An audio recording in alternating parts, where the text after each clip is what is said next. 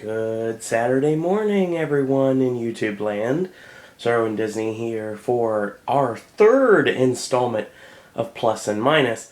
And before we get into that, I do want to discuss the movies from last night just shortly. I'm not really going to go into them very much. Mama's not bad. It was decent for what it was. I don't like Jessica Chastain with the short hair. It doesn't work for me. And she was playing a little too... I know she's supposed to be a single girl, and she's trying to be a parent, and that old chestnut about not being able to be ready and whatnot. But seriously, it didn't work for me. And like AJ said, her texting skills withstanding in Zero Dark 30, I didn't like the character. I mean, the movie was decent. It had some jump scares that actually worked for me. There was a few that were really good. And the movie overall is not what you're expecting either. And I think that's what made me enjoy it more. I'll be the first to admit, The Last Stand is pretty good. After watching all the documentaries and the foreign films and the shorts and everything, well, we haven't watched shorts yet, but we're going to probably after this video airs, we are going to watch a lot more sophisticated movies and movies we have to watch, because I still have to watch the foreign movies, Rust and Bone, A Royal Affair, Kon-Tiki. I still have to watch this stuff before the Oscars. But after watching all of that, it's sometimes nice to just sit back and just forget where you are and enjoy a movie. Now, The Last Stand isn't going to win any awards, but, honestly, it was pretty good, and I liked it. It's funny. I like the Tarantino-esque, trademark AJ, killings. I like the deaths. They were done really well. The violence was done really well. I like the supporting cast. Johnny Knoxville did a great job as usual. Louis Guzman did a great job. I enjoy that. And like I said, I told you about the Jack Reacher a while back, about Cruise trying to make the closest thing to a Jack Slater movie you would get. Well, basically what The Last Stand is pretty much a combination of a more hardcore version of The Chase mixed with a Jack Slater movie. When Jack Slater has given up being a police officer in the city and he's moved to a small rural town, I believe in Nevada, somewhere outside of Vegas. I don't remember exactly where it was off the top of my head, but I know it's somewhere in that area, the desolate area close to between Nevada and California. And California, how appropriate. But anyway, basically he becomes the town sheriff, and he partners up with Louis Guzman and Johnny Knoxville and a couple other people whose names escape me at this moment. And they go after Benedict, who has now changed a little bit as well, but still has the ginormous tool beard that he always has. And I liked the movie, and it was good. It was very well done. Now, what was not very well done was Broken City, and my God, like AJ said, the pacing was just outstandingly bad. I don't think it really works together as a combination of words, but it's going to for this case, because it was just terrible. Once again, I didn't hate Russell Crowe. I liked his ruthless mayor character. That was good. And Marky Mark did a good job for what it was. Kyle Chandler, of course, is really, really, really busy this year and in 2012. But interesting role, interesting movie. I'd like to be able to say that, but I can't. Just terrible, terrible movie. There's a whole lot of flaws to it. Not enough Russell Crowe, and I'll never, ever say that again. So bask in that, all the people that know how much I hate Russell Crowe. Strangely enough, we're going to watch Les Mis tonight. I get to watch him die, so yay! Since I really don't like Russell Crowe. If he's ever wants to quit acting, I'm sure Ed Harris would gladly take him on selling lemons on the side of the road in California to not take away from Ed Harris's orange sales. But anyway, another inside joke.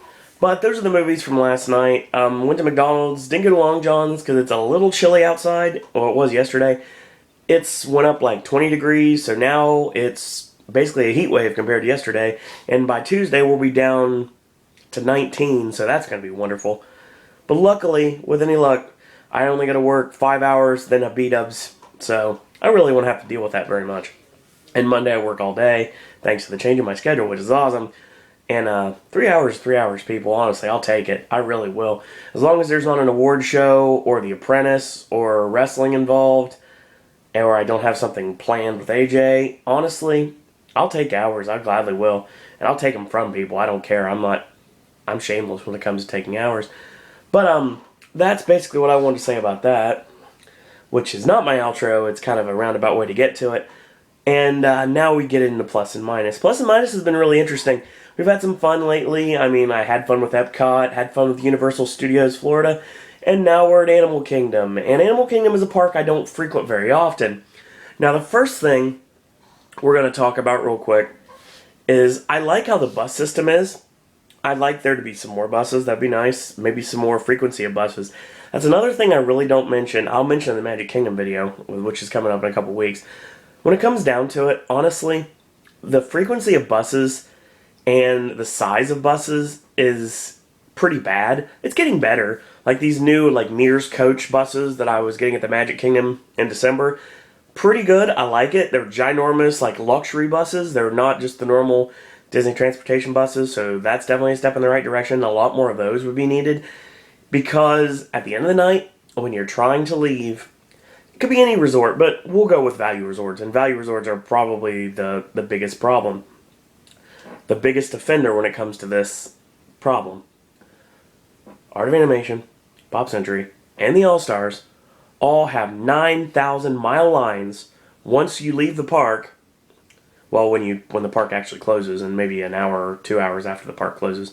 Now, a little bit longer after, if you wait a little longer and you sit around, do the kiss goodnight at Magic Kingdom, you wait until you get the announcement and you close out the park, you won't have to wait as long, because me and my good friend Josh Phelps, hello Josh, I believe it's at Superman's JGP. I'm not reading that off my head. I don't have anything in front of me, so I'm going to go with that. I believe that's correct. Josh, correct me if you'd like. I will see you in September, sir, and definitely see you for a reunion this year, hopefully.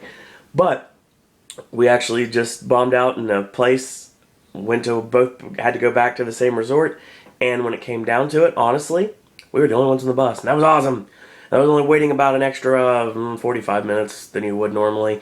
So usually they clear out the park, clear out all the people that are shopping, and then we do the kiss goodnight, we do the announcement, thank you for joining us today, yada yada yada, and then basically you leave the park, because that's how you do it. It's a good way to do it in the Magic Kingdom. Animal Kingdom, you're pretty much just dealing with it either way, because the latest you'll be there is 8 o'clock, and that doesn't happen very often anymore. It does during the longer days of the year, like when it's a lot more busy. But speaking of Animal Kingdom, we're going to go to that. The buses are fine. We'll start with the Oasis, which of course is my favorite band of all time. Anyway, that was horrible, I know, I'm sorry. But the exhibits are fine. Maybe add some more diverse animals. And not try to scare me like crazy when coming out with a ginormous spider behind me. Not cool. Not cool, cast members, not cool. Rainforest Cafe, unlike everybody in the known universe, and by known universe I mean the WDW Today group, I like it, Rainforest Cafe. I don't mind the Landry's restaurants. I like the T-Rex Cafe. I enjoy it very much. I'm definitely going back in September, and I'm definitely taking Will in December. But and I'm going to take him to Rainforest as well, because the brand new Volcano is about to open in maybe a month, 2 months, at Rainforest Cafe at Downtown Disney. And I don't know which one I want to go to yet. It'll be one of the two. Haven't quite decided. Probably going to hit them both up because I want to see the differences. Obviously, the menu's not going to be any different.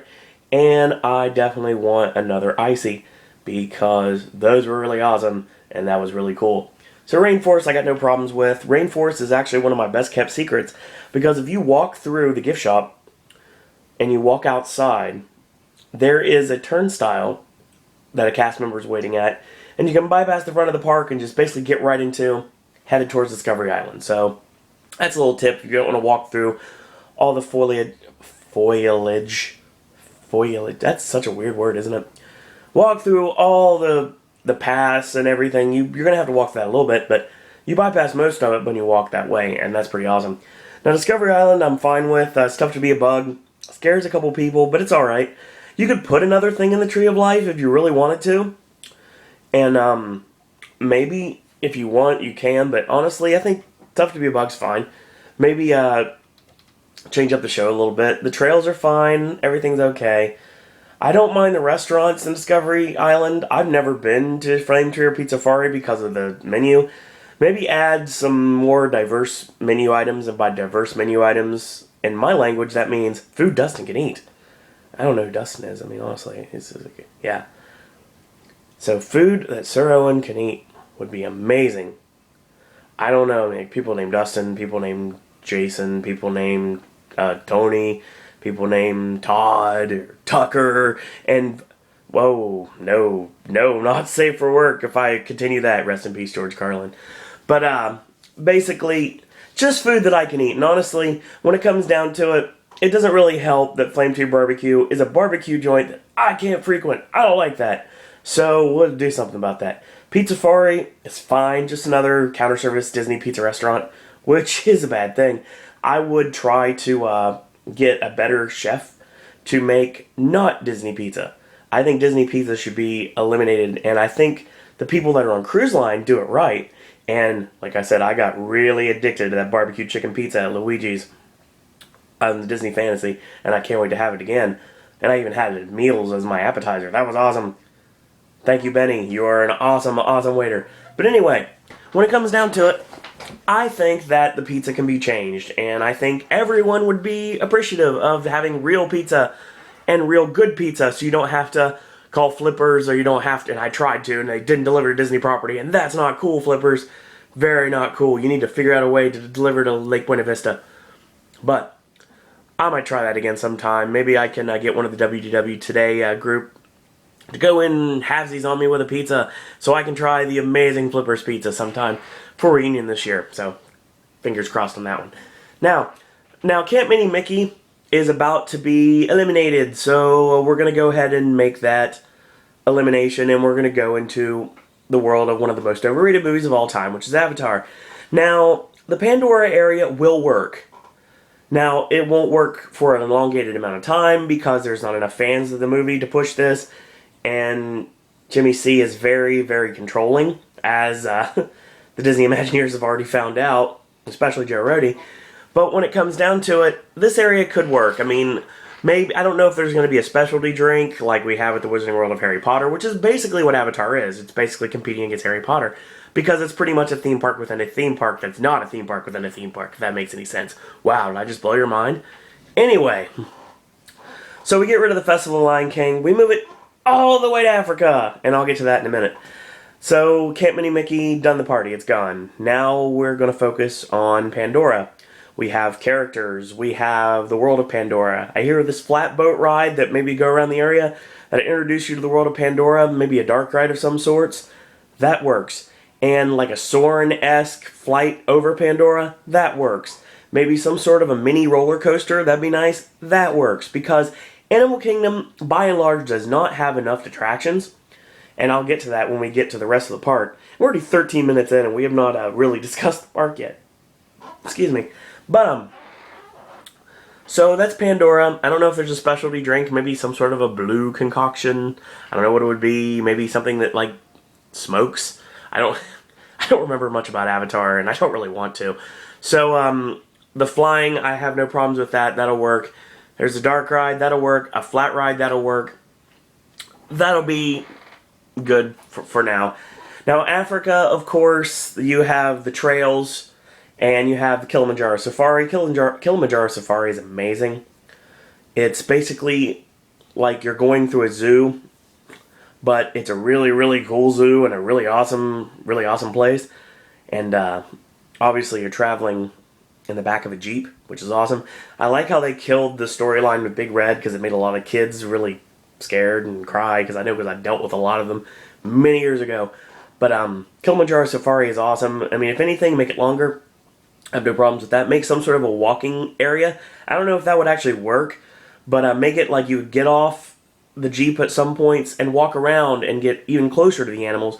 Kind of like you can get closer to the animals at the Animal Kingdom Lodge, which I'll find out real soon in about 7 months.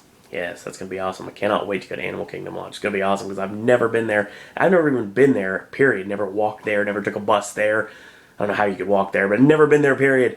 And it's going to be really cool, and I cannot wait to finally eat at Jiko. Yes, I'm going to pay the billions of dollars so I can eat at Jiko, and it's going to be awesome. And the Zebra Domes, cannot wait for those either.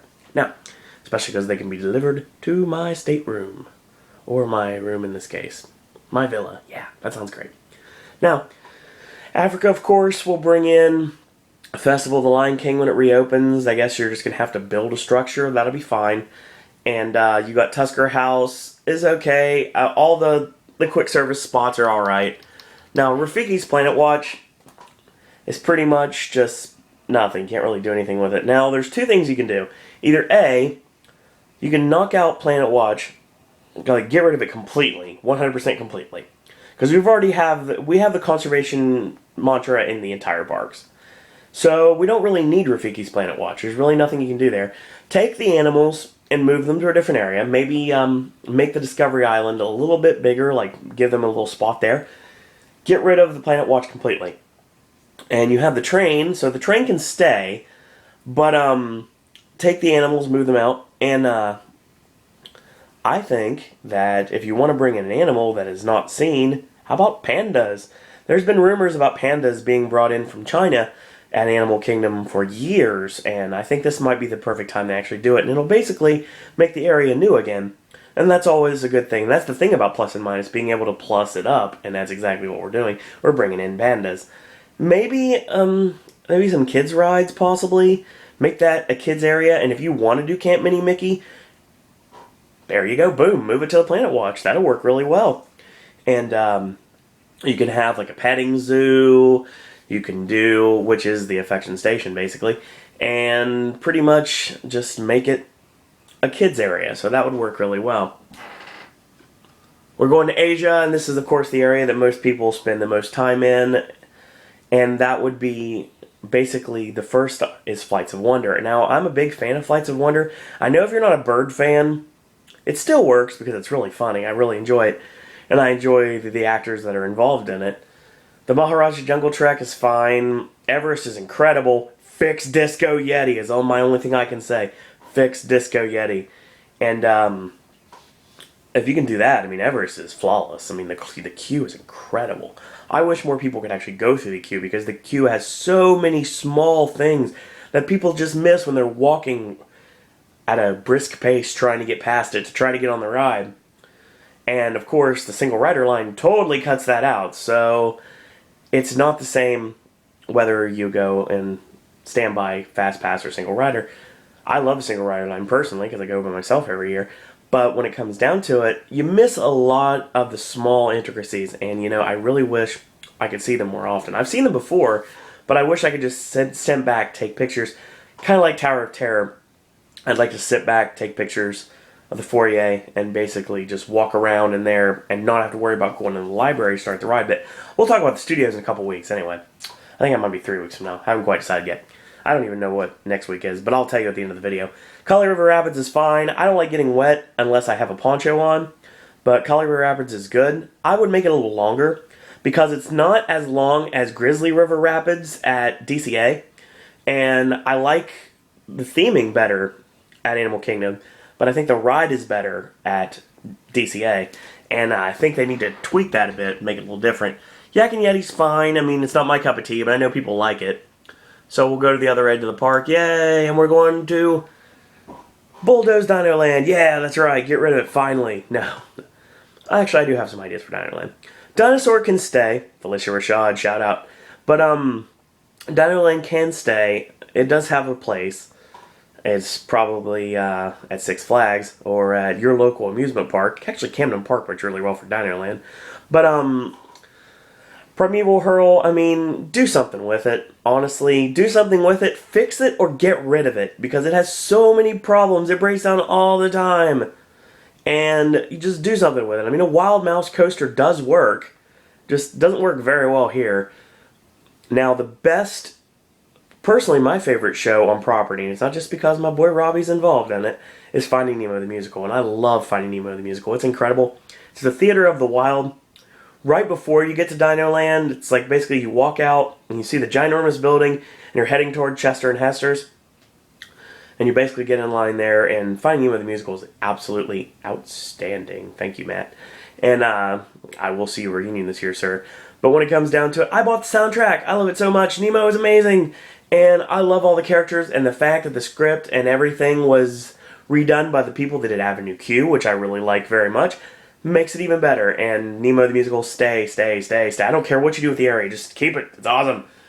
The Boneyard's fine for kids. I mean, if you want to get rid of it, you can. But, I mean, it's a good place for kids to just bomb out and just chill when they've been running around all day. It gives them a place to run around all day, and it's a little bit more supervised. But parents need to watch their kids a little bit better, because I've seen some interesting things happening in the Boneyard when parents are not around. But, don't worry. I mentioned to a cast member, you're fine. But the one thing that's missing from this Earth Park, as I like to call it, is water. I'm not talking about Kali River Rapids. Now, I think this would be the perfect opportunity to mention the fact that SeaWorld right now is for sale. And it looks like Six Flags is going to get them, and that's a travesty. I'd like to see Cedar Fair get in, because Matt Ouimet knows how to run a theme park, and he's proved it, definitely. But I don't think Cedar Fair's got the money, so it's not going to happen. Six Flags will probably end up with it, but you know what?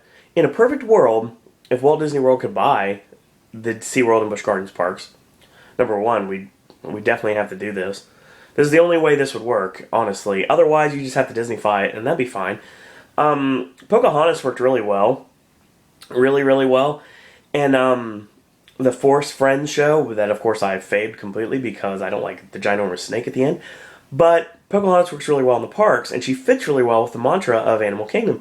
I think that Brother Bear log ride I was talking about, if you don't want to put it in Epcot, how about maybe do...